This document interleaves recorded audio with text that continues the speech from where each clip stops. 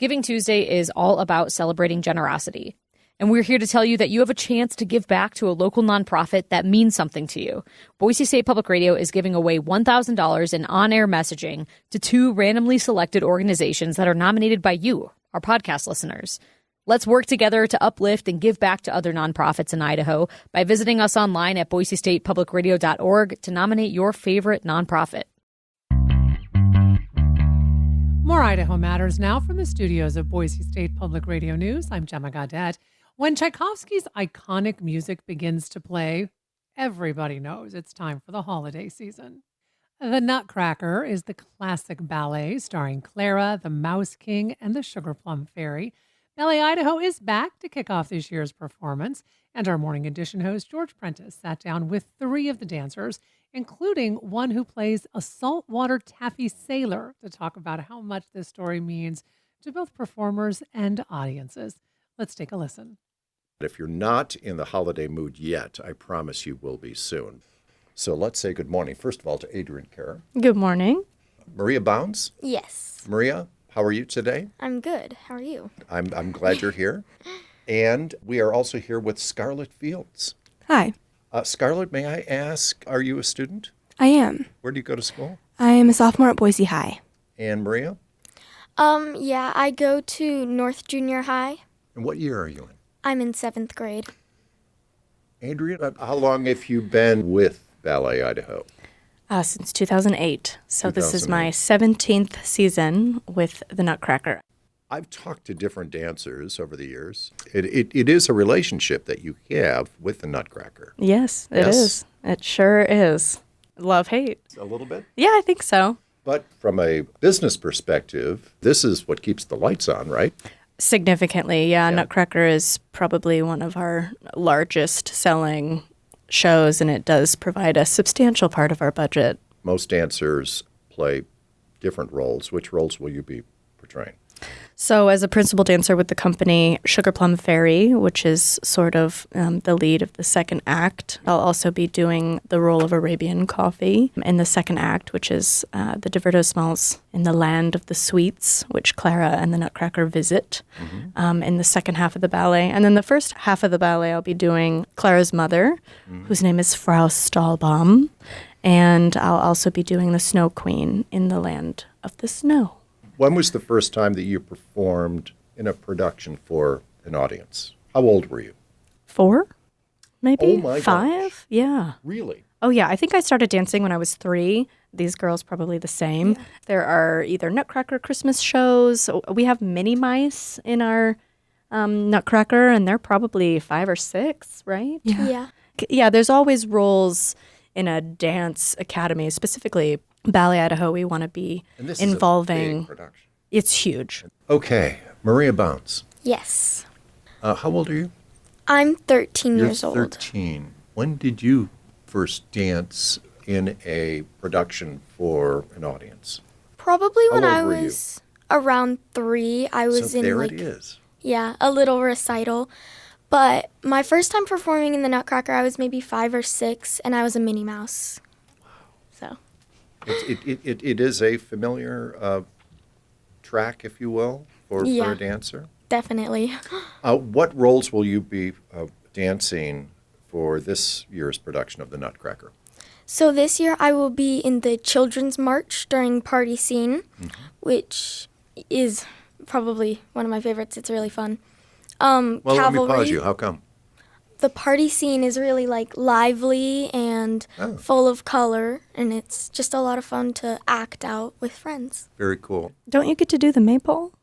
Yes, that's pretty Children's fun. March. Yeah, that's in there? Yeah, so there's a big maypole in the middle of the stage, and all of the girls in the Children's March get to Grab with ribbons and dance with the ribbons. Yeah. What else are you dancing? I will be cavalry in battle scene and a baker, which is in Act 2. Is this something you want to continue to do? Yes, definitely. I love ballet, and I love performing in the Nutcracker. It's just really, it's a lot of fun. Have you been in other productions other than the Nutcracker? Yes, I have. Last year, I was in, 2 years ago, I was in Ballet Idaho's Swan Lake. Oh, wow.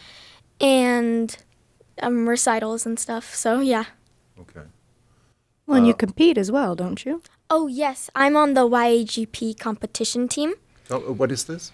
So we travel to different locations and we compete in a very big ballet competition called YAGP. Youth America Grand Prix. Excellent. It gives dancers a chance to, like Miss Adrian does with Sugar Plum, be the only one on stage and kind of show off a variation that they've been working on for many months. And so it gives them that experience. Indeed, we're talking to Scarlett Fields. And Scarlett, may I ask how old you are? I'm 15. And when was the first time that you performed in a production in front of an audience? How old were you? Same, like 3 or 4. Oh my gosh. At 3 or 4, you know that you want to do this?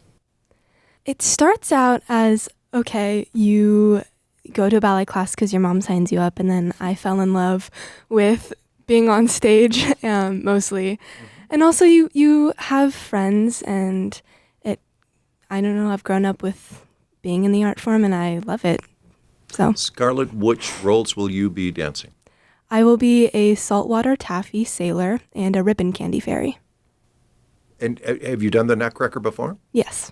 This is your... 11 or 12th year? Wait, no. Really? Probably 10th. Oh my goodness. Can I assume that this is something you love and want to continue to do? Yes. To the degree that, in other words, beyond high school, and you want to study, you want to tour, is this what you want to do for your life? I would love to dance in college. Okay. I've been thinking about recently whether I want to go professional, and I think that's something that will shake itself out in the next couple years, so we'll see.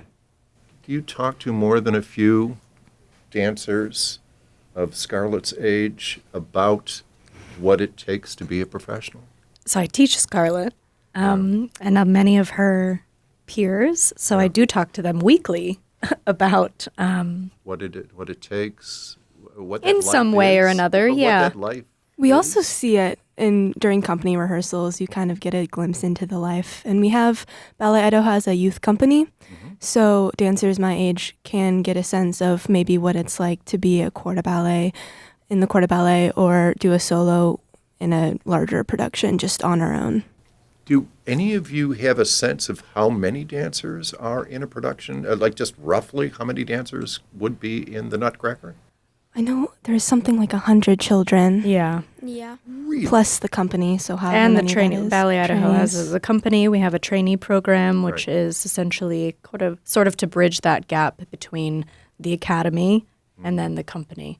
So between the company dancers, the trainees, and the children in the show, there's probably 100 to 150 people cast in the production. And that's not even including backstage production crew, Yeah. wardrobe, all of that. I mean, it's massive. I think I know the answer to this, but you do talk about how hard it is, right, to be a professional. Yeah, it Right. is. I'm pretty open about that, I think. I mean, certainly physically, but it's much more than that. It's the commitment, it's the economics of it, right? It's all of it. Yeah, I think, the love of the art form is what drives your commitment and your passion. Yeah. We are not doing this for the abundant paycheck. We're doing it for the love of the art form, and I think that starts at both of these girls' ages and is really fostered through the continued pursuit of excellence, not necessarily perfection, but just doing the best that you can and growing your skills in a way that you can represent yourself as an artist and as a person and an athlete. And then when you take that from, a 13-year-old to a 15-year-old to someone who's been around the block for a while, I think the underlying continuation of that is the passion that you start with. And it grows a lot as you train and as you become more successful in this field. Ideally, your passion is shifting from, that unbridled, I love ballet at a younger age to the fascination of the artistry and the art form and improving and sort of taking the athleticism of it and just slowly, year by year, getting a little bit better and a little bit more aware of who you are as an artist and who you are as a dancer, and then being able to share that consistently with not only your peers and your friends, but the community and the audience. And I think that's what grows a career, and that's why we do it. It's definitely a lot physically. So, pursuing through injury and learning about your body and how it works and how to be most effective and protective of it so that you're able to have some longevity in your career rather than sort of blindly just trying to achieve a goal and then your body not being able to support that. You have to. So growing, though, is much more than the physical element of growing, right? Of course. It's all about committing to it. I mean, you obviously dream about this probably, like when you sleep every night. It's come up a couple times, yeah. Probably daydream about this. Before we get any further, by the way, performances run Friday, December 6th through Sunday, December 15th, and I see evenings and matinees, and in some cases, 2 shows a day. It is, and coming from someone that's doing some of the more difficult parts in the performance, the second weekend of performances, I'll be alternating Snow Queen or Sugar Plum. So sometimes I'll be doing both of those in the same day. And they both have long parados, which are partnered moments between 2 dancers on stage that involve a lot of lifts and a lot of turns and synchronized dancing together. But then they also have some solos for both dancers by themselves, and then they come back together for what's called a coda. So they're dancing for, 8, 10, 15 minutes in total. And they're very difficult. They're very grandiose. They're very choreographically complex pieces of choreography. And they require a lot of athleticism, a lot of strength, and a lot of cardiovascular endurance. Correct me if I'm wrong. Diet is a big deal, right, to a dancer? I think fuel, yeah. You definitely need to make sure that you're Performance, eating. I think right. there's a common misconception, I think, as far as dieting, that, you want to be careful what you eat. But when you're performing like this, and both of the roles that these girls are doing as well have a lot of cardio, I would say, right? Yes. Yeah. So making sure that, you have the appropriate fuel in your... And hydration. Yeah. For sure. Definitely. Lots of water. Yeah. Lots Are of there water electrolytes. bottles like backstage for you to grab? Like, There is a huge table. It's a prop table backstage, and there are water bottles galore all over that bad boy. How do you see this? I mean, this is a commitment. This is more than a hobby. Mm-hmm. This is what to you? I mean, this, doing all these shows, what is this to you? There's something to be said why I do it. I love performing. That is my favorite part. When you're on stage and you have the energy of live music and a live audience, and you've been rehearsing this for months, and you walk on stage in your costume with the lights, and there's a satisfaction when it comes together. And for me, that's what I look forward to every Nutcracker season.